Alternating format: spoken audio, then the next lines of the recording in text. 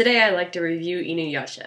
Yes, all 196 episodes of it. About 4 weeks ago I discovered that the Japanese subtitled first season, that's 170 episodes, was all streaming on Netflix. As I'd never seen it all the way through, about 20 episodes I hadn't seen, I decided to make it my mission to watch it from the beginning to the end.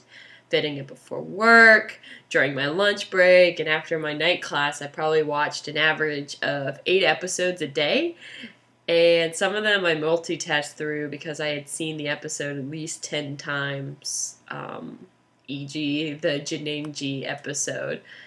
But here's my review.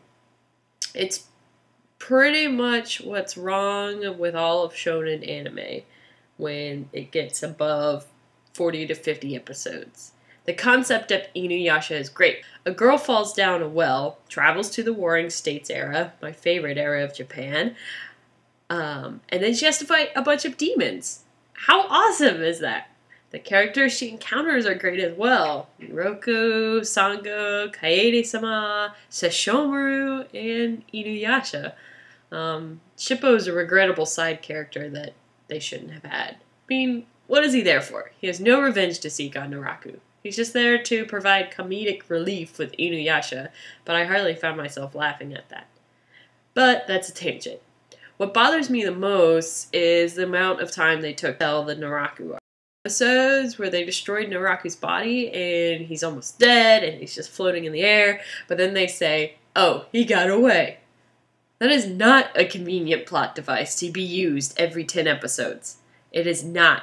It can be used 1 or 2 times, but by the 5th time, I'm rolling my eyes, going, what the hell? And the dialogue varies between being well-written and being simplistic. It ranges from, oh, I'm going to tell you this long-winded folk story about a certain demon, to Inuyasha!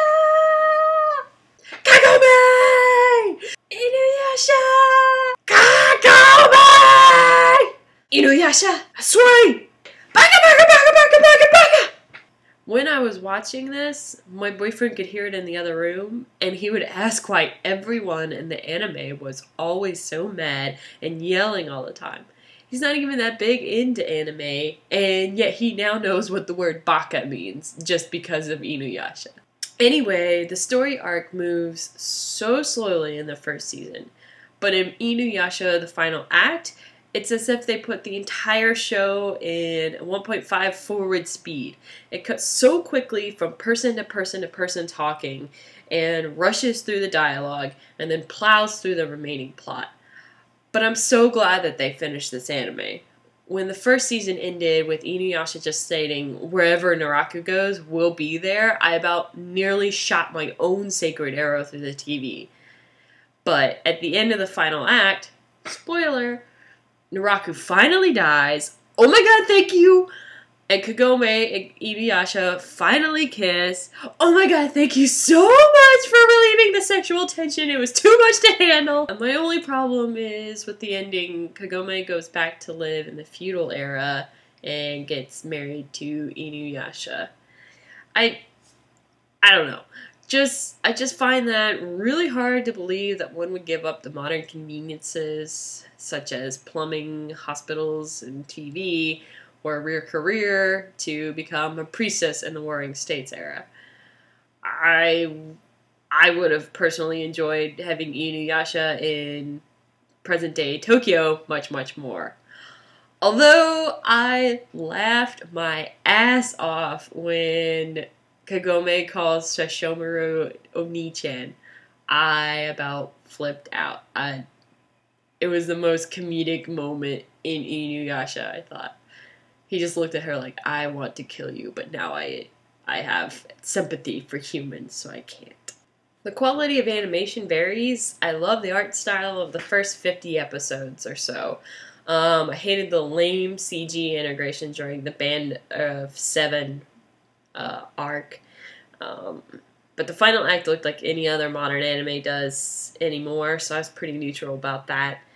One thing that does stand out as superb with this anime is the score.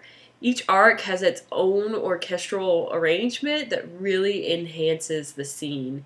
I mean, they just fill you with a sense of doom or badassness or sadness and sympathy that you're supposed to feel. They use music as a forefront device for telling the story, and I think it works completely. I love the traditional Japanese flute music that they have. In fact, I'm trying to find copies of all of the Inuyasha soundtrack CDs just because I want to continue listening to the music over and over. They did such a great job on that. So overall, this anime rates about a 7.0 out of 10. And really, I think that number is higher because I first started watching this when I was 15. So I have a little bit of sentimentality with that. And I also absolutely loved that Kagome and Inuyasha hated each other in the beginning and then ended up loving each other. I'm a sucker for love. Kagome!